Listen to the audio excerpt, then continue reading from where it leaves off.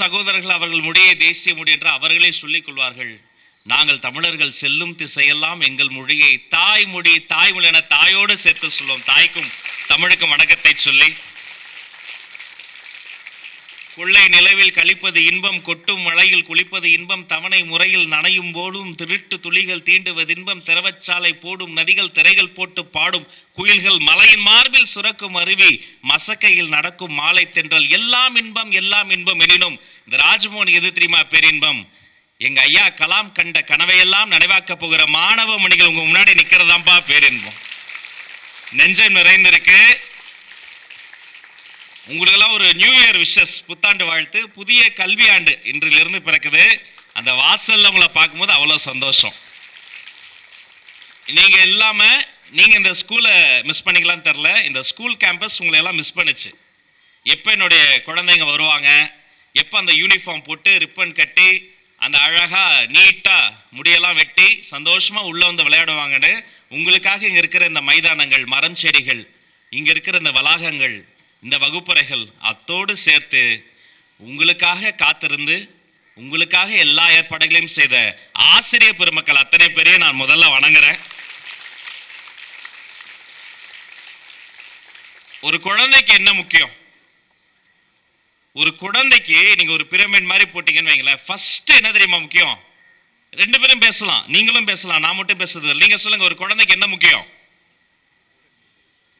சரியா சொல்றவங்களுக்கு சிறப்பு பரிசு செக்ரட்டரி சரியா தருவார். முதல்ல ஊட்டச்சத்து, நல்ல ஊட்டச்சத்தான உணவு தான் முதல்ல முக்கியம். நல்லா சாப்பிடணும்.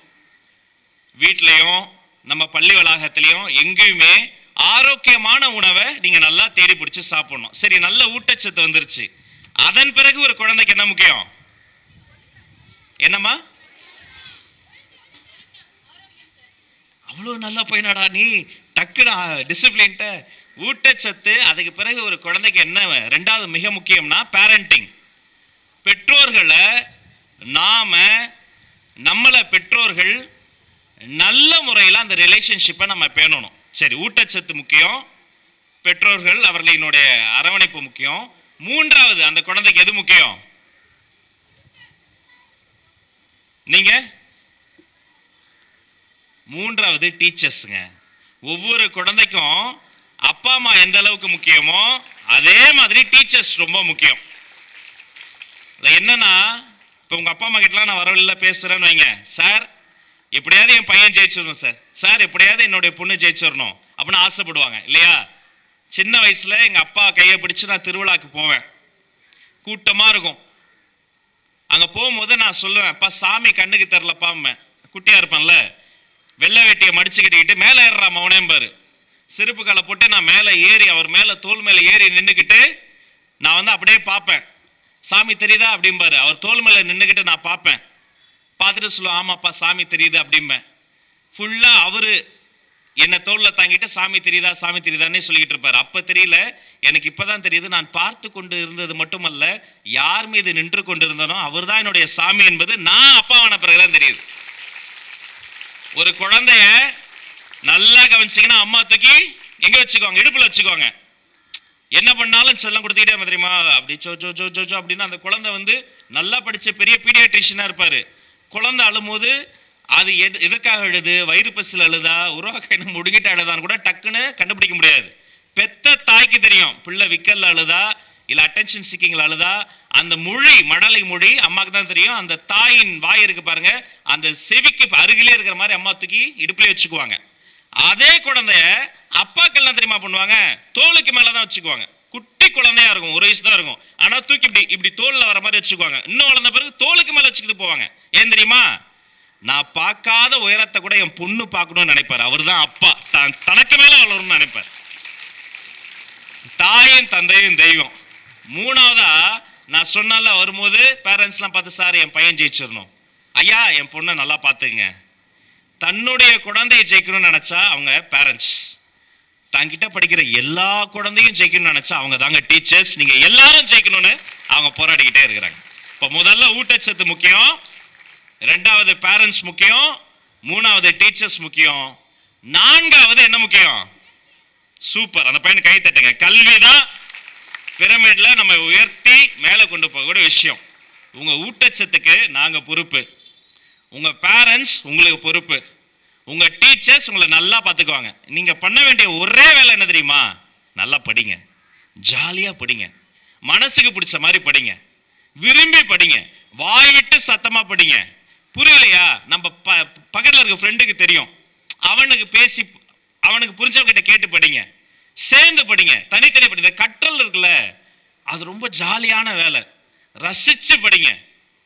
ஒரு பாட்டை கேட்கிறோம், திரும்ப திரும்ப அப்படியே முணுமுணுத்துக்கிட்டே இருக்கிறோம், மனப்படம் ஆயிடுறா. ஆனா அது ஒரு தேரம் படிக்கிறோம். படிக்கும் போது ஐயோ இது 2 மார்க், இது 4 மார்க், இதான் போதும், அப்படி படிக்காதீங்க. படிக்கும் போதே ஜாலியா உற்சாகமா படிங்க. ஒரு நல்ல கல்வி என்ன பண்ணுன்னா ஒரு தலைமுறையே மாத்திரும். ஒரு நல்ல கல்வி என்னன்னா உங்களுடைய வீட்டை மாற்றும். ஒரு நல்ல கல்வி என்ன தெரியுமா? இந்த நாட்டையே மாற்றும். இந்த நாட்டினுடைய வருங்காலம் எங்க கையிலலாம் இல்லை, யாருமே தம்பி தங்கைகளே, உங்க கையில இருக்கு இந்த தமிழ்நாடு, இந்த இந்தியா. நல்லா படிங்க, ஜாலியா படிங்க, உற்சாகமா படிங்க. முன்னாடி எல்லாம் நாங்க பள்ளிக்கூடங்கள்லாம் போகும்போது அந்த குழந்தைகள் சார்பா ஆசிரியர்கிட்ட ஒரு கோரிக்கை வைப்பேன், தயவு செய்து என்னுடைய குழந்தைகளை நீங்க அடிக்காதீங்க, திட்டாதீங்க, கோபப்படாதீங்க. இப்ப காலம் கொஞ்சம் மாறி போச்சு. இப்ப நான் உங்ககிட்ட தான் சொல்றேன், தயவு செய்து டீச்சர்ஸ்ட கோபப்படாதீங்க. அவங்க உங்களுக்கு ஹெல்ப் பண்ணதான் இருக்காங்க, அவங்க உங்களுக்கு நல்ல ஃப்ரெண்டு. ஒரு ஆப்கானிய பழமொழி சொல்லுது, இரும்பு துண்டு இருக்கு பாருங்க, இந்த இரும்பு அயன் பீஸ், இந்த இரும்பு துண்டு ஒரு சாக்கடை தண்ணியில போட்டோன்னு வைங்க, அது இரும்பு தான், யாராலையும் வளைக்க முடியாது. ஆனா ஒரு மோசமான சாக்கடை தண்ணியில இருந்தா துரு பிடிச்சு பாழாகி அப்படியே இரும்பு தூள் தூளா போயிடுமா. அதே இரும்பை தூக்கி நீங்க ஒரு நெருப்பு பக்கத்துல வச்சீங்கன்னு வைங்க, துரு பிடிக்காது, ஷைன் ஆகும், தங்க மாதிரி ஜொலிக்குமா. அப்ப சேர்க்க ரொம்ப முக்கியம். நல்ல நண்பர்களோடு சேர்ந்து பேசி பழகுங்க. யார் நல்ல நண்பன்? உங்களுடைய நிறைகளின் போது நல்லது பண்ணா பாராட்டணும், தப்பு பண்ணா என்ன பண்ணணும்? தட்டி கேட்கணும், இது தப்பு, இது பண்ணாதன்னு சொல்லணும். அப்போ உண்மையிலேயே உங்களுடைய சிறந்த நண்பர் யார் தெரியுமா? அந்த டீச்சர்ஸ் தான். இந்த டீச்சர்ஸ் தான் பெஸ்ட் ஃப்ரெண்ட்ஸ், அவங்கள வச்சுக்கோங்க. உற்சாகமா படிங்க. வீட்டுக்கு போய் அப்பா அம்மா கிட்ட பேசும்போது நல்லா சந்தோஷமா பேசுங்க. நிறைய பேரண்ட்ஸ் வந்திருக்கிறீங்க, டீச்சர்ஸ் வந்திருக்கிறீங்க, நீங்களும் இந்த குழந்தைங்க கிட்ட அதே மாதிரி உற்சாகத்தை முதல்ல சொல்லுங்க. எஜுகேஷன் என்பதை ஒரு செலிப்ரேஷனா மாத்துங்க. இன்றைய தினம் என் மனசு இன்னும் கொஞ்சம் எக்ஸ்ட்ராவா சந்தோஷப்படுது. ஏன்னா 21 ஸ்மார்ட் போர்ட்ஸை நாங்க திறந்து வைத்திருக்கிறோம். நல்ல கைத்தட்டல் தரலாம் நம்முடைய நண்பர்களுக்கு. இப்ப போர்ட்ஸ் எல்லாம் ஸ்மார்ட் ஆயிருச்சு, நாமளும் நம்முடைய ஸ்மார்ட்னஸ் நல்லா டெவலப் பண்ணிக்கணும். அதே மாதிரி விலையில்லா பாட புத்தகங்கள், பாட குறிப்பேடுகள், புத்தக பை, உங்களுக்கு தேவையான எல்லா உபகரணங்களும் இன்னைக்கு தராங்க. இதுக்கும் நீங்க கைத்தட்டல் தரணும். இது உங்களை வலிமையாக்க போகுது, உங்களுடைய கனவுகளை அடையறதுக்கு இது துணை செய்ய போகுது. மேலும் 10ஆம் வகுப்பு 12ஆம் வகுப்புல சிறப்பிடம் பெற்ற மாணவர்களுக்கு, பல பரிசுகள் வாங்கியவங்களுக்கு இங்க நம்ம சான்றிதழ் தரப்போறோம். ஒரு பரிசு என்ன பண்ண தெரியுமா? இதே மாதிரி ஒரு மேடையில எனக்கு முதல் முறையா பேச்சு போட்டிக்கு ஒரு பரிசு கொடுத்தாங்க. அது வரைக்கும் நான் கீழே தான் உட்கார்ந்துருந்தேன். கீழே உட்காந்து மேடையில யாரோ பேசுவாங்க, பார்த்துக்கிட்டே இருப்பேன். மேடையில பயங்கரமா பேசுவாங்க, நீங்கள் கடல்களை தாண்டலாம், மலைகளை தாண்டலாம், எத்தனை பெரிய தடைகளையும் தாண்டலாம். என் மைண்ட் 10ஆம் கிளாஸ் தாண்டறதுக்குள்ளேயே நான் படுற பாடு எனக்கு தானே தெரியும், எப்படா பேசி முடிப்பேன் அப்படி யோசிச்சுக்கிட்டு இருப்போம். ஆனா முதல் முறையா மேல ஏறி பேசி சத்தம் போட்டு பேசி கைத்தட்டெல்லாம் வாங்கி என்ன மேடைக்கு மேல ஏற்றி ஒரு பரிசு கொடுத்து மேடைக்கு மேல நின்று கீழே ஒரு 100 பேர் எனக்கு கைத்தட்டுறதை பார்த்தேன் பாருங்க. அன்று புதிய மனிதனாக பிறந்தேன். ஒரு பரிசு நமது வாழ்க்கையவே மாற்றும். அப்ப இங்க பரிசு வாங்குற குழந்தைகளுக்கெல்லாம் என்னுடைய முன்கூட்டிய வாழ்த்துக்கள். சில குழந்தைகள் பரிசு வாங்கலாம்னா கவலைப்படாதீங்க, பரிசு வாங்கினவங்களுக்கு வெறும் வாழ்த்துக்கள் மட்டும்தான். பரிசு வாங்காதவங்களுக்கு மிகப்பெரிய பாராட்டுகள். ஏன்னா இன்னும் பெரிய பரிசுகளை நீங்க வாழ்க்கையில் அடைய போறீங்க. இந்த 1, 2, 3 அதெல்லாம் எனக்கு நம்பிக்கை கிடையாது. எல்லாருமே வெற்றியாளர்கள் தான். இந்த கேம்பஸ்குள்ள வந்துட்டா எல்லாருமே ஈக்குவல், எல்லாருமே வெற்றியாளர்கள், எல்லாருமே சாதனையாளர்கள். உங்களுடைய கனவுகள், உங்களுடைய சிந்தனைகள், உங்களுடைய லட்சியங்கள் யாவும் வெற்றி பெறுவதற்கு உங்கள் குடும்பத்தில் ஒருவராக நாங்கள் அத்தனை பேரும் துணை இருப்போம் என்று உங்களை வாழ்த்தி வணங்கி விடைபெற்று செல்கிறேன். நன்றி. நல்லதே நடக்கட்டும், நலமே சூழட்டும். இந்த நிகழ்வில் உறுதுணையாக இருந்த நம்முடைய அதிகாரிகள், அவங்கள சொல்லியே ஆகணும். நம்முடைய பள்ளிக்கல்வித்துறையினுடைய அரசு கூடுதல் தலைமை செயலாளர் மருத்துவர் ஐயா சந்திரமோகன் ஐயா அவர்களுக்கு ஒரு பெரிய கரவொலி தரணும். Thank you sir for your continuous support. அதே போல நம்முடைய மாதிரி பள்ளிகளினுடைய உறுப்பினர் செயலர் திரு ரா சுதன் ஐயா அவர்களுக்கும் நன்றி. இந்த தொகுதியினுடைய சட்டமன்ற உறுப்பினர் அன்பு சகோதரர் ராம்குமார் ஐயா அவர்களுக்கும் நன்றி. நம்முடைய மாநகராட்சியினுடைய தலைவர் ராமலிங்கம் ஐயா அவர்களுக்கு நன்றி. தொடக்க கல்வி இயக்குனர் முனைவர் ஐயா நரேஷ் ஐயா அவர்களுக்கு நன்றி. நம்முடைய முதன்மை கல்வி அலுவலர் கபீர் அவர்களுக்கு நன்றி. மேலும் நம்முடைய தலைமை ஆசிரியர் ஸ்ரீபிரியா மேடம் அவர்களுக்கு நன்றி. வரவேற்புரையே ஒரு மகிழ்வுரையாக தந்த நம்முடைய பள்ளிக்கல்வி இயக்குனர் முனைவர் கண்ணப்பன் ஐயா அவர்களுக்கு ஒரு பெரிய நன்றி. மீண்டும் வருவேன், மீண்டும் மீண்டும் வருவேன், உங்களை சந்தித்துக் கொண்டே இருப்பேன். நான் உங்களை சந்திக்கும் போதெல்லாம் புதிதாக சிந்தித்துக் கொண்டே இருப்பேன். Thank you so much. டாடா, பாய் பாய். அனைவருக்கும் வணக்கம். இன்றைய தினம் தமிழ்நாடு முழுக்க அனைத்து பள்ளிக்கூடங்களும் திறக்கப்பட்டிருக்கின்றன. மிகுந்த உற்சாகத்தோடு மாணவ மணிகளை வரவேற்று அவர்களுக்கு தேவைப்படக்கூடிய அனைத்து வசதி வாய்ப்புகளையும் சரிபார்த்து முறையான இன்ஸ்பெக்ஷன் செய்து பாதுகாப்பெல்லாம் உறுதி செய்யப்பட்டு இன்றைய தினம் வெற்றிகரமாக அனைத்து பள்ளிக்கூடங்களும் திறக்கப்பட்டிருக்கின்றன. எங்களுடைய குழந்தைகள் வகுப்பறைக்கு வர தொடங்கிட்டாங்க. அது மட்டும் இல்லை, இன்றைய தினமும் நீங்கள் பார்த்துருப்பீங்க, காலை உணவு திட்டம் நம்முடைய ஆட்சியிலும் தொடர்ந்து கொண்டு இருக்கிறது. மேலும் அவர்களுக்கு தேவையான அந்த ஸ்மார்ட் போர்ட்ஸ் இன்றைய தினம் தற்போது தான் இப்போ நான் அதை லான்ச் பண்ணி கொடுத்துருக்குறேன். ஸோ அந்த உபகரணங்கள், அவர்களுக்கு தேவைப்படக்கூடிய அந்த பாட புத்தகங்கள், வண்ண பென்சில்கள் உள்ளிட்ட அனைத்து வகையான விஷயங்களும் முறைப்படி சரியாக மிக கச்சிதமாக செய்திருக்கிறோம், நடைபெற்று கொண்டு இருக்கிறது என்பதை மகிழ்ச்சியோடு உங்களிடம் தெரிவித்துக் கொள்கிறேன். சார், பள்ளிகள் திறந்திருக்கோம், ஆனால் வருஷம் பார்த்தீங்கன்னா ரொம்ப டீச்சர் வேக்கன்ட் இருக்குது. அது எப்படி ஃபில் பண்ண போகிறோம்? தற்காலிக டீச்சர் நம்ம ஏற்கனவே எதிர்ப்போம். நிரந்தர டீச்சர் போட ஏதாவது நடவடிக்கை? ஏற்கனவே ஒரு முறை நான் குறிப்பிட்டதை போல தென்னந்தர் அங்கங்கு எப்போது என்னென்ன பணியிடங்களை நிரப்ப முடியுமோ அதையெல்லாம் துறை சார்ந்த நடவடிக்கையின் மூலமாக செய்து கொண்டிருக்கிறார்கள். ஆனால் சில விஷயங்கள் நீதிமன்றத்தில் இருக்குது. இருந்தாலும் சில விஷயங்களை சட்டப்பூர்வமாக அணுகணும், சில விஷயங்களை மனிதாபிமானத்தோடு அணுகணும். அதையெல்லாம் கலந்து ஆலோசித்து முறைப்படி கவுன்சிலிங் எல்லாம் ஏற்பாடு செய்யப்பட்டு முறைப்படி கூட்டங்கள் நடத்தி அந்த இடங்களும் நிரப்பப்படும் என்பதை தெரிவித்துள்ளது. ஒவ்வொருத்தரா பல மாவட்டங்களில் போதிய பாதுகாப்பு இல்லாதங்காட்டி பள்ளிக்கல்வித்துறை மடிக்கணியில் நிறைய திருட்டு போயிருக்கு. சரி, வரைக்கும் ஒரு 100-200 இடங்கள் இந்த மாதிரி திருட்டு போயிருக்கு. அது போதுமான பாதுகாவலர்கள் போடப்படுமா? இல்லை, அதை பற்றி குறைகள் முறைப்பாடு செய்யப்படுகிற பொழுது அவர்கள் மீது கடுமையான நடவடிக்கை எடுக்கணும். இது அந்த குழந்தைகளுக்கு சொந்தமானது. அதில் எங்களுக்கு காம்ப்ரமைஸே ஆக மாட்டோம்.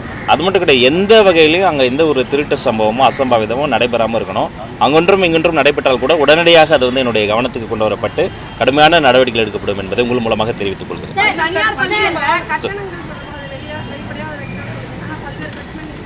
நான் மீண்டும் சொல்லிக்கிறேன், தனியார் பள்ளிக்கூடங்கள் நீங்கள் எவ்வளோ ஃபீஸ் வாங்குறீங்க, ஃபீஸ் ஸ்ட்ரக்சர் என்பதை டிரான்ஸ்பரண்ட்டாக போட்டே ஆகணும். உங்கள் வெப்சைட்டில் நீங்கள் டிரான்ஸ்பரண்ட்டாக போட்டிங்களா அப்படிங்கிறத நானும் செக் பண்ணிக்கிட்டே இருப்பேன். இது இந்த குழந்தைகளினுடைய, இந்த மாநிலத்தினுடைய மண்ணின் மகள்களினுடைய வாழ்க்கை. அது நீங்கள் கொஞ்சம் புரிஞ்சுக்கணும். கண்டிப்பாக அது ஃபீஸ் ஸ்ட்ரக்சர் என்னங்கிறத டிரான்ஸ்பரண்ட்டாக போட சொல்லி நான் உத்தரவு போட்டுட்டு அதை நீங்கள் கடைபிடிக்க வேண்டும் என்பதை கேட்டுக்கொள்கிறேன். பள்ளிகளாக இருந்தாலும் சரி, கல்லூரிகளாக இருந்தாலும் சரி, கவர்மெண்ட் ஃபிக்ஸ் பண்ணுறதுக்கு யாருமே வாங்குறது கிடையாது. மோஸ்ட்லி எல்லாருக்கும் தெரியும். சொன்னாலும் அவங்க வேறு ஃபீஸுன்னு நிறைய சார்ஜ் பண்ண தான் செய்கிறாங்க. இல்லை, முன்னாடி இப்போ கடந்த காலத்தை பொறுத்த வரைக்கும் அவங்க பல இடங்களில் சில இடங்களில் தெரிந்தோ தெரியாமலோ தேர்ட் பார்ட்டி இன்வால்மெண்ட்டில் ஏதாவது லஞ்ச லாவணியத்தை யாருக்காவது காசு கொடுத்து அவங்களுக்கு வேணுங்கிற காரியங்களை செய்திருக்கலாம். அதை அவங்க பிரேக் பண்ணுறது இப்படி செஞ்சுருக்கலாம். ஆனால் இன்றைக்கி நம்ம சிங்கிள் விண்டோ சிஸ்டத்தை நோக்கி நகர்ந்துச்சு இந்த கவர்மெண்ட். இந்த கவர்மெண்ட்டை பொறுத்த வரைக்கும் பொலிட்டிக்கல் இன்டர்வென்ஷன் இருக்காது, தேவையற்ற இந்த லஞ்ச லாவணியம் இருக்காது. அப்போ அவங்க எதில் ஃபோக்கஸ் பண்ணோன்னா இந்த டிரான்ஸ்பரண்ட் கவர்னன்ஸில் நாங்கள் எப்படி ஃபோக்கஸ் பண்ணுறோமோ அப்போ எங்களுடைய பங்குதாரர்களாக இருக்கக்கூடிய அந்த ப்ரைவேட் ஸ்கூல்ஸ் அதில் நீங்கள் கான்சன்ட்ரேட் பண்ணணும். டெஃபினட்டாக நீங்கள் டிரான்ஸ்பரண்ட்டாக போடுங்க. அப்போதும் உங்கள் என்ரோல்மெண்ட் நல்லாயிருக்கும், இன்னும் உங்கள் மீது மதிப்பு கூடும், மக்கள் அதை கொண்டாடுவாங்க.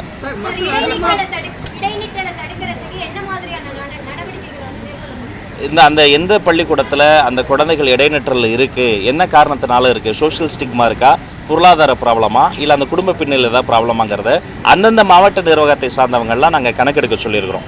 அந்த வீட்டில் இருக்கக்கூடிய அவங்க வீட்டுக்கு, அந்த குழந்தை இருக்கக்கூடிய வீட்டுக்கே நேரில் சென்று அந்த பிரச்சனை களையப்படும். அவர்களுக்கு ஏதாவது ஒரு பொருளாதார உதவியோ இல்லை வேறு ஏதாவது சமூகம் சார்ந்த பிரச்சனை இருந்தால் அதை பேசி சரி செய்யப்படும். முன்பை விட இடைநிற்றல் மிகவும் அதிகமாக குறைந்திருக்கிறது. இன்னும் அந்த இடைநிற்றல் இந்த சின்ன கேப்பை கூட நாங்கள் ஃபிக்ஸ் பண்ணுவோம். அவர்கள் மீது வழக்கு பதிவு செய்யப்பட்டு இப்போ அந்த வழக்கு தொடர்ந்து செயல்படுத்தப்படுமா இல்லை அரசு கைவிடப்படுமா? இல்லை, வழக்கில் 2 வகை. ஒன்று, நேரடியாக நீதிமன்றத்தை அணுகிற பொழுது அது நீதி பரிபாலனத்தில் நம்ம தலையிடக்கூடாது. அங்கே போய் முறைப்படி அந்த வழக்கில் வந்து நம்ம என்ன சொல்லணுமோ அதை பேசி அவர்கள் கூட தான் நாங்கள் நிற்கிறோம். 2வது, அவர்கள் மீது வேறு ஏதாவது இந்த வெஞ்சன்ஸோட அமைப்புகள் மீது சங்கங்கள் மீது ஏதாவது அப்படி போட்டிருந்தாங்கன்னா அதெல்லாம் நாங்கள் வந்து என்டர்டெயின் பண்ண மாட்டோம். அதை வந்து நாங்கள் வந்து கைவிடுவோம். இல்லை, கோரிக்கைகள் அது கோரிக்கைகளுக்கு தான் சொல்கிறேன். அந்த கோரிக்கைகள்லாம் என்னென்ன சங்கத்துக்கு என்னென்ன கோரிக்கைகள்னு இப்போ கூட பார்த்தீங்கன்னா வந்து ஆக்சசபிளாக என்னை வந்து பார்த்துட்டு அவங்கெல்லாம் சந்தித்து அந்த கோரிக்கைகள்லாம் வாங்கி நான் வச்சு டேபுலேஷன் பண்ணிக்கிட்டு தான் இருக்கிறேன். அதெல்லாம் அந்த கோரிக்கைகள் மீது நல்ல முடிவு எடுக்கணுங்கிறது எங்களுடைய எண்ணமும். முன்பு இந்த துறைக்கு அமைச்சர்களாக இருந்த 2 பேர் இப்போ மூத்த அமைச்சராக இப்பயும் அரசில் இருக்காரு. 2 பேருமே பார்த்தீங்கன்னா ஒரு அமைச்சர் டிபிஐ வளாகத்தில் விடிய மனுக்கள் எல்லாம் வாங்கினாரு. இன்னொரு அமைச்சர் சார் பிடி தியாகராயர் ஹாலில் விடிய அதிகாலை 3 மணி வரைக்கும் மனுக்கள்லாம் கிட்டத்தட்ட 85 சங்க நிர்வாகிகள்கிட்ட வாங்கினாங்க. ஸோ அதில் பாசிபிளான கோரிக்கைகளை நிறைவேற்றி இருந்தால் கூட ஒரு பாதி பிரச்சனை முடிஞ்சிருக்குமே சார். அதான் 15 ஆண்டுகளாக அவங்க நிறைவேற்றலை. அதை 15 நாட்களில் நிறைவேற்றணும் உங்களுடைய எதிர்பார்ப்பு இருக்குது. ஆனால் நான் என்ன சொல்கிறேன், வாங்கி வைக்கிறது மட்டும் கிடையாது, அதில் ஒரு டெக்னிக்கல் ப்ராசஸ் இருக்குது. அதிகாரிகள்கிட்ட பேசணும், கிரீவன்சஸ் மீட்டிங் போடணும், தனித்தனியாக சீக்ரிகேஷன் பண்ணணும், ஒரு மிடில் பாயிண்ட்டுக்கு நகரணும். சில விஷயங்களுக்கு நிவாரணம் தீர்வாக இருக்கும், சில விஷயங்களுக்கு நிரந்தர பணி தீர்வாக இருக்கும். அப்போ எந்த விஷயத்துக்கு எது தீர்வுங்கிறத அவங்க சம்மந்தப்பட்டவங்களோட வச்சு பேசணும். அதை நோக்கி தான் நம்மளும் நகர்றோம். பணியில் இருக்கக்கூடிய ஆசிரியர்களுக்கு அந்த தேர்வு எழுத வேண்டிய கட்டாயம் இருக்குது. சுப்ரீம் கோர்ட் ஆர்டரின் படி அதை வந்து மத்திய அரசு வந்து சிறப்பு கவனம் பெற்று அதை இதை ஒரு விலக்களிக்கணும்னு சொல்லி ஏற்கனவே இருந்த அரசு சொல்லிட்டு இருந்தாங்க. ஏற்கனவே அந்த அமைச்சர் சொன்னாங்க. நீங்கள் அதை என்ன நடவடிக்கை? இப்போ அந்த தீர்ப்பு வந்தபோதும் நான் ப்ரெஸ்ஸில் அதே தான் சொன்னேன். இன்னொரு வருஷம் வந்திருக்கு. அது சட்டப்பூர்வமாக அதை வந்து இன்னும் அலசி ஆராய்ந்து அதன் மீது நடவடிக்கை எடுக்கப்படும். அவங்களுக்கு சேதாரம் இல்லாமல் அவர்களினுடைய நலன் தான் எங்களுடைய துறையினுடைய முதன்மை இலக்குகளில் ஒன்று. அவர்களுக்கு எது நன்மை பயக்கும் அதை பேசி முடிவெடுக்கப்படும். கண்டிப்பாக முதல் ஆமாம் ஆமாம் சொல்கிறேன். கடந்த ஆண்டு கொடுத்த புகார்களின் மீது ஏன் நடவடிக்கை எடுக்கப்படலை, எந்த காரணத்துக்காக நடவடிக்கை எடுக்கப்படலைங்கிறதையும் நான் விசாரிக்க சொல்லியிருக்கிறேன். இனி இப்போ வரக்கூடிய இந்த கல்வியாண்டு இப்போ தொடங்கியிருக்கு இல்லையா, அவங்களுக்கு வந்து ஃபீஸ் ஸ்ட்ரக்சர்லேருந்து வேறு ஏதாவது என்ன ப்ராப்ளம் வந்தாலும் சம்மந்தப்பட்ட பள்ளி நிர்வாகத்திடமே அவங்க முறையிடலாம். இல்லையா அவர்களினுடைய மாவட்ட கல்வி அதிகாரிகளையும் தொடர்பு கொள்ளலாம். இல்லைனா நேரடியாக என்னுடைய இயக்குநர்கள் இருக்காங்க, என்னுடைய செக்ரட்டரி சார் இருக்கிறாரு, என்னிடமே அவங்க வந்து முறையீடு செய்யலாம். அப்போ அவர்களை கூப்பிட்டு ஏன் இப்படி வந்து டிரான்ஸ்பரண்ட்டாக இல்லாமல் இருக்கீங்கன்னு சொல்லிட்டு எல்லாருமே என்ன வாங்குறாங்களோ அதை டிரான்ஸ்பரண்ட்டாக போடுங்கிறதுக்காக தான் இப்படி ஒரு இதுக்கு முன்னாடி இல்லைங்கிறதால தான் இப்படி ஒரு முடிவே நம்ம எடுத்துக்கிறோம். அப்போ இதை வந்து கடைபிடிக்க வேண்டியது எல்லாருடைய பொறுப்பு என்பதை சுட்டி காட்டுகிறேன். கடந்த காலங்களில் ஸ்கூல் விஷயம் வந்து நாடு முழுக்க போகுது. நம்ம மாநிலத்திலையும் பல மாணவர்கள் பாதிக்கப்பட்டிருக்காங்க. ஒவ்வொரு நாளைக்கும் அதில் பிரச்சனை மேலே பிரச்சனை வந்துருக்கு. ரீவேலேஷன் அப்ளை பண்ண முடியல. அந்த மாணவர்கள் உயர்கல்விக்கு போகிறது மிகப்பெரிய ஒரு சவால் இருக்குது. இந்த பிரச்சனையை தமிழக பள்ளிக்கல்வித்துறை எப்படி கையாளுது? எந்த மாணவர்களுங்க? சிபிஎஸ்சியை பொறுத்த வரைக்குங்க இப்போ நம்மளுடைய இதில் அவங்க வரலை, இருந்தாலுமே அவர்களும் எங்களுடைய மாணவர்கள் தான். இப்போ அவங்களுக்கு சம்மந்தப்பட்ட விஷயத்தையும் நான் வந்து ஆஃபீஸில் வந்து சந்தித்து அவர்கள் சம்மந்தப்பட்ட மனுக்களையும் வாங்கியிருக்கிறேன். இப்போ நம்முடைய பவுண்டரிக்கு உட்பட்டு அவர்களினுடைய பிரச்சனைகளையும் நம்மளால் என்னென்ன இன்வால்வ்மெண்ட் பண்ணி அதெல்லாம் சரி செய்ய முடியுமோ அதெல்லாம் நம்ம டிஸ்கஸ் பண்ணிட்டு இருக்கிறோம். பள்ளியில் வந்து தலைமை ஆசிரியர் கிடையாது. 3 ஸ்கூலுக்கு வந்து ஒரு தலைமை ஆசிரியர் வந்து ஜாயின் பண்ணி தான் பண்ணிட்டு இருக்காங்க. அதுக்காக இப்போ என்ன ஒரு மாட்டுக்கு என்ன பண்ணுவீங்களா? இல்லை, 2 ரீசன்ஸ் தான் அதுக்கு. ஒன்று, அந்த பெரிமீட்டரை பார்த்தீங்கன்னா பள்ளிக்கூடம் இருக்கும், அங்கே வந்து மாணவர்கள் குறைவாக இருப்பாங்க. இன்னொரு இடத்துல ஆசிரியர்கள் அதிகமாக இருப்பாங்க, மாணவர்கள் குறைவாக இருப்பாங்க. ரெண்டு பேருமே கரெக்டான இத்தனை மாணவர்களுக்கு இத்தனை ஆசிரியர்கள், இத்தனை வகுப்பு வரைக்கும் 5th ஸ்டாண்டர்ட் வரைக்கும் 3rd ஸ்டாண்டர்ட் வரைக்கும் இவ்வளவு, 8th வரைக்கும் இவ்வளவு, அப்புறம் 9, 10, +1, +2க்கு இத்தனை மாணவர்களுக்கு இத்தனை ஆசிரியர் ஒரு ரேஷியோ இருக்குது. அந்த ரேஷியோ சரி செய்யப்பட்டாலே இந்த பிரச்சனை சரியும். அதற்கான முயற்சியும் செய்து கொண்டு இருக்கு. ஒரு வகுப்புக்கு ஒரு ஆசிரியரா?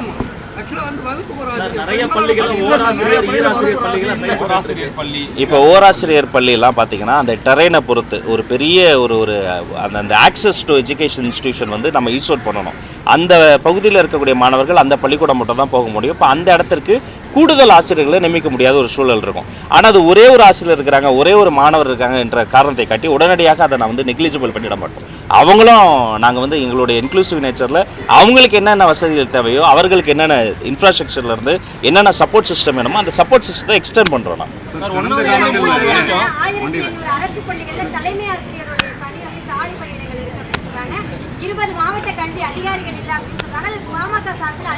அந்த அறிக்கையை நானும் பார்த்தேன்.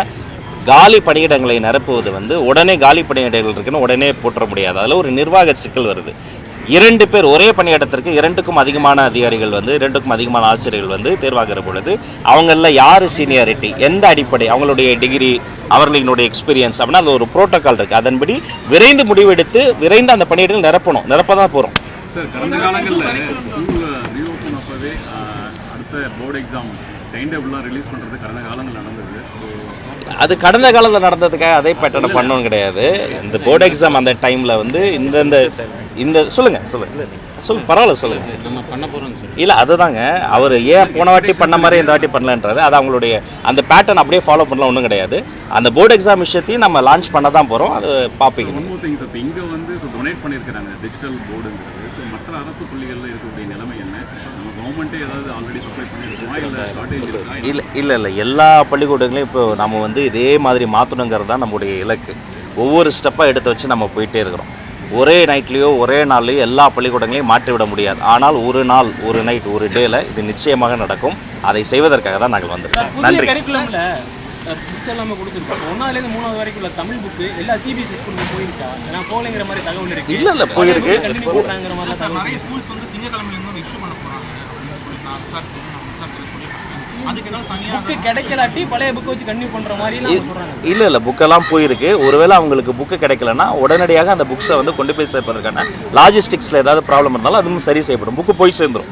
தமிழ்நாட்டில் 1800 பள்ளிகளில் வந்து தலைமை ஆசிரியர்கள் இல்லைன்னு ஒரு தகவல் இருக்கு. அதான் சொன்னாங்க. அது நம்ம வந்து ஒரு புரோட்டோக்கால் இருக்குது. அதன்படி விரைந்து அந்த பணியிடங்கள் நிரப்பப்படும். பிஎம்ஸ்ரீ திட்டத்தை வந்து மீண்டும் யூனியன் கவர்மெண்ட் சொல்லியிருக்காங்க. என்ன கன்சிடரேஷன் இருக்குது சார்? அதை பற்றி ஆலோசிப்போம்னு சொல்லியிருந்தீங்க. ஆமாம் சார். அதாவதுங்க, நம்முடைய இருமொழி கொள்கையில் எந்த வகையிலையும் நம்ம வந்து மாற போகிறதே கிடையாது. இது வந்து ஒரு பிடிவாதமோ விதண்டாவாதமோ கிடையாது. எங்கள் பிள்ளைகளுக்கு, இந்த நாட்டிற்கு, நம்முடைய கல்வி சூழலுக்கு அது தேவை. நாங்கள் வந்து தமிழ் மட்டும் தான் அப்படின்னு சொல்ல, அந்தந்த மற்ற மாநிலங்கள்லேயும் அப்படி தான். அந்தந்த தாய்மொழியில் ஒரு குழந்தை வேகமாக கற்றுக்கொள்ள முடியும். சர்வதேச அளவில் கல்வி சார்ந்த நிபுணர்கள் சொல்வது அதுதான். ஒவ்வொரு குழந்தைக்கும் அந்தந்த குழந்தைக்கு அந்த தாய்மொழி மூலமாக தான் வேகமான கற்றலை, திறன் சார்ந்த கற்றலை நம்ம வந்து சாத்தியப்படுத்த முடியும். ஒரு குழந்தைகிட்ட வீட்டில் நம்ம எந்த மொழியில் பேசுகிறோமோ வகுப்பறையில் அந்த மொழியிலே பேசும் பொழுது அதோடைய சிந்திக்கும் ஓட்டம் வந்து சீராகும். நீங்கள் வகுப்பில் வேறு மொழியில் பேசுகிற பொழுது அதற்கு ஒரு வயசு தேவைப்படுகிறது. அப்போ உலகத்தோடு தொடர்பு கொள்வதற்கு ஆங்கில மொழியை நம்ம பயன்படுத்துகிறோம். அதன் பிறகு அதில் பல்வேறு விஷயங்கள் இருக்குது. ஒரு 4-5 மேட்டரில் நம்ம வந்து கான்ட்ரடிக்ஷன் இருக்குது. அதனால் இதை காரணம் காட்டி நாங்கள் வந்து ஃபண்டு தரமாட்டோம் என்று சொல்வது வந்து ஏற்புடையதல்ல. நிச்சயமாக இங்கோ அல்லது டெல்லிக்கோ சென்று கூட நேரில் கூட சென்று நாங்கள் பேசுவதற்கு தயாராக இருக்கிறோம். இதுதான் எங்கள் நிலைப்பாடு. பள்ளி மாணவர்கள் இதை வந்து போதை கலாச்சாரம் ஊக்குவிக்குது. இப்போ அதுக்கு என்ன நடவடிக்கை எடுக்க போறீங்க? Thank you brother. முக்கியமான கேள்வி. என்னுடைய குழந்தைகளுக்கு நான் தான் சொல்வேன், கல்வியில் வெல்வதை விட ஒரு பெரிய போதை கிடையாது. நீங்கள் கல்வியில் ஜெயிச்சா அப்பா அம்மாவுடைய வாழ்க்கை மாறும், வீட்டு சூழல் மாறும், நம்ம தலைமுறையே மாறும், வீடு மட்டும் கிடையாது இந்த நாடே மாறும். அப்போ இந்த டிஸ்ட்ராக்ஷன்ஸ் எப்படி, ஒரு பள்ளிக்கூடம் வர வழியில் இருக்கக்கூடிய பாதை, நம்மோடு பழகக்கூடிய சில நண்பர்கள் ஏதோ ஒரு வகையில் பண்ணுற இன்ஃப்ளூயன்ஸ், அல்லது நம்ம கண்ணால் பார்ப்பது, வாயால் நுகர்வது, காதால் கேட்பது, இதே போன்ற விஷயங்களில் நம்மளை வந்து பொல்யூட் பண்ணக்கூடிய விஷயங்கள், இதை விட்டு விலகி இருங்கள். உங்களுக்கு ஒருவேளை அப்படி யாராவது உங்களை வந்து அப்ரோச் பண்ணாங்கன்னா கூட உடனடியாக உங்கள் தலைமை ஆசிரியரிடம் நேரடியாக வந்து நீங்கள் வந்து கம்ப்ளைண்ட் பண்ணலாம். எந்த வகையிலையும் நம்ம வந்து அதை டாலரேட் பண்ண மாட்டோம். 0 டாலரன்ஸ் ஆன் ட்ரக்ஸ். இந்த ஒவ்வொரு கேம்பஸுமே ஒரு ட்ரக் ஃப்ரீ கேம்பஸாக, இந்த கேம்பஸ்க்கு வர பாதையே நாங்கள் வந்து ரொம்ப ட்ரக் ஃப்ரீ ஸ்பேஸாக மாற்றுவதில் கண்ணும் கருத்துமாக இருக்கிறோம். ஒருவேளை அப்படி என் குழந்தைகளுக்கு சொல்கிறேன், யாராவது உங்களை அப்ரோச் பண்ணால் கூட கவலையப்படாதீங்க, ஸ்ட்ரெயிட்டாக வாங்க, HM கிட்ட சொல்லுங்கள், சம்மந்தப்பட்டவங்க அந்த இடத்துல இருக்கவே முடியாது.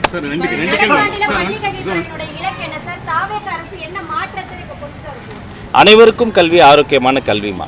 கல்வி என்பது வெறும் அதீத மூட நம்பிக்கைகளை மட்டும் கிடையாது, அறிவியல் சார்ந்ததாக இருக்கணும், திறன் சார்ந்த கல்வியாக இருக்கணும், திறமைகளை வளர்க்கக்கூடிய கல்வியாக இருக்கும். ஒரு குழந்தைக்கு ஆட வரும், பாட வரும், ஒரு குழந்தைக்கு பேச வரும், ஒரு குழந்தைக்கு தான் எழுத வரும். அப்போ ஆட வர குழந்தையை ஆடவும் பாடவும் பேசவும் அவர்களின் தனித்தன்மையை வளர்ப்பதற்குமான ஒரு கேட்டலிஸ்ட் தான் இந்த கேம்பஸ். கல்வி என்பது என்ன, வெறும் கட்டிடமா உபகரணமாக கிடையாது. கல்வி என்பது இங்கே இருக்கக்கூடிய இந்த டீச்சர்ஸும் அந்த ஸ்டூடெண்ட்ஸும் அந்த கற்றலை, அந்த கல்வியை அந்த குழந்தைகளுக்கு தருவதற்கான அந்த டீச்சர்ஸ் வந்து அதை மட்டும் ஃபோக்கஸ் செய்வதற்கு அவர்களுக்கு தேவையான வசதிகளை செய்து தந்திருக்கிறோம். இப்போ அந்த மாணவர்கள் தரக்கூடிய அந்த பயிற்சிகளை வாங்கி உள்வாங்கி அவர்களினுடைய திறமை வளர்த்துக் கொள்வதற்கு அவர்களுக்கு ஒரு என்ஹான்ஸ்டு ஒரு என்விரான்மெண்ட்டை தரும். ஒரு செடியில் ஒரு பூ பூக்கலன்னா அது அந்த செடியினுடைய பிரச்சனை கிடையாது, அந்த என்விரான்மெண்ட், அந்த சாயில், அந்த மேன்யூர், அந்த தட்பவெப்பம். ஒரு பிள்ளைக்கு ஒரு குழந்தைக்கு பாடம் வரல, படிக்க வரலன்னா அது குழந்தையினுடைய பிரச்சனையே கிடையாது. அதோடைய என்விரான்மெண்ட், குடும்ப சூழல், கல்வி சூழல், வகுப்பறை சூழல். அப்போ இந்த குடும்ப சூழலையும் கல்வி சூழலையும் வகுப்பறை சூழலையும் மேம்படுத்தி இந்த கல்வியை சமத்துவமான கல்வியா, எல்லோருக்குமான சமூக நீதி கல்வியா, எல்லோரையும் உள்ளடக்கிய கல்வியா, இன்க்ளூசிவாக. இப்போ சில இடங்கள்லாம் பார்த்தீங்கன்னா புள்ளி நடக்கும், என்ன உருவ கேள்வி நடக்கும், அந்த குழந்தையினுடைய ஒரு குழந்தைக்கு ஒரு தித்துப்பல் இருக்கும், ஒரு குழந்தையினுடைய நிறம், ஒரு குழந்தை எப்படி நம்ம வந்து உயர்கல்வியில் ரேகிங்கை அறவே ஒழித்தோமோ அதே மாதிரி இங்கே இருக்கக்கூடிய இந்த பள்ளிக்கல்வியில் அந்த குழந்தையை டிஸ்ட்ராக்ட் பண்ணக்கூடிய போதையாக இருக்கட்டும், மற்ற பொல்யூட் பண்ணக்கூடிய விஷயங்களாக இருக்கட்டும், அனைத்தையும் கலைந்து ஒரே இலக்கு, உன்னத இலக்கு, அனைவருக்கும் கல்வி, யாருக்குமான கல்வியை நோக்கி நாங்கள் வந்து உடற்கல்வி உட்பட எல்லாத்தையும் சென்று சேர்றது தான் எங்களுடைய இலக்கு. ரெண்டே கேள்வி, விரைவில் பட்ஜெட் செக்ஷன் ஆரம்பிக்க போகுது. ஸோ ஹையஸ்ட் பட்ஜெட் அலோகேஷன் வந்து நம்ம ஸ்கூல் எஜுகேஷன் தான். ஸோ இந்த முறை பட்ஜெட் அலோகேஷன் எவ்வளோ இருக்க வாய்ப்பு இருக்குது? புதிய திட்டங்கள் ஏதாவது வரதுகள் வாய்ப்பு இருக்கா? ரெண்டாவது மேனிஃபெஸ்டோவில், உங்களுடைய மேனிஃபெஸ்டோவில் ஸ்கூல் எஜுகேஷன் ரிலேட்டடாக நிறைய அறிவிப்புகள்லாம் வந்திருக்கு. அது எப்போ இம்ப்ளிமெண்டேஷன் வருங்கிற எதிர்பார்ப்பும் நிறைய பேர் மத்தியில் இருக்குது. சின்ன திருத்தம் சகோதரருக்கு, ஹையஸ்ட் அலோகேஷன் சொல்லாதீங்க, மோஸ்ட் டிசர்விங் அலோகேஷன் சொல்லுங்கள். இது ரிட்டர்ன் ஆன் இன்வெஸ்ட்மெண்ட் பார்க்குற விஷயம் கிடையாது. ₹1 போட்டு ₹2 எடுக்கிறது முதல் கிடையாது. இது லாப கணக்கு கிடையாது. இது என்னுடைய கடமை. இந்த குழந்தைகளுக்கு ஸ்பெண்ட் பண்ணாமல் நாங்கள் எந்த குழந்தைக்கு ஸ்பெண்ட் பண்ண போகிறோம்? இப்படி ஸ்பெண்ட் பண்ணப்பட்ட ஒரு கேம்பஸில் இருந்து தான் மயில்சாமி அண்ணாதுரை வந்தார், இஸ்ரோ சிவன் வந்தார், எங்கள் ஐயா கலாமே, அப்துல் கலாமே அப்படி தான் வந்தார். அதனால் இது மோஸ்ட் டிசர்விங் டிபார்ட்மெண்ட். இன்னும் கூட நிறைய தேவைப்படுது, இருக்கிறதே எனக்கு பத்தலை, இன்னும் நிறைய தேவைப்படுது. அங்கங்கே லீக்கேஜ் இருக்குது, அந்த லீக்கேஜ்லாம் சரி செய்யப்படணும். ஒரு உதாரணம் சொல்கிறேன், காலை உணவில் ஒரு 10 பேர் சாப்பிட்றாங்கன்னா அதற்கான ஒரு ஃபண்ட் அலோகேட் ஆகுது. ஆனால் உண்மையிலேயே 10 பேர் சாப்பிட்றதா கணக்கு கட்டிட்டு ஒருவேளை 8 பேர் தான் சாப்பிட்றாங்க, 2 பேர் வந்து போகஸாக கட்டிட்டாங்க, மிடில்மேன் ஏதோ பண்ணுறாங்கன்னா அவங்க மீது கடுமையான நடவடிக்கை எடுக்கப்படும். உபகரணங்கள் கொடுக்கறதுல ஊழல் பண்ணுறாங்க, டெண்டரில் முறைகேடு பண்ணுறாங்க, கடுமையான நடவடிக்கை எடுக்கப்படும். அலோகேஷனில், ரெனவலில், என்ஓசியில் ஏதோ ஒரு இடத்துல ஏதோ ஒரு பிரச்சனை இருக்குன்னா அந்த லீக்கேஜ் எல்லாம் தடுத்துட்டாலே போதும். இன்னும் கொஞ்சம் நிதி ஒதுக்கீடு இதற்கு வந்து அவங்க கொடுத்துட்டாலே போதும். ஒரு நாள் இந்த கல்வி கனவுகள் பலிக்கும். அனைவருக்கும் நன்றி.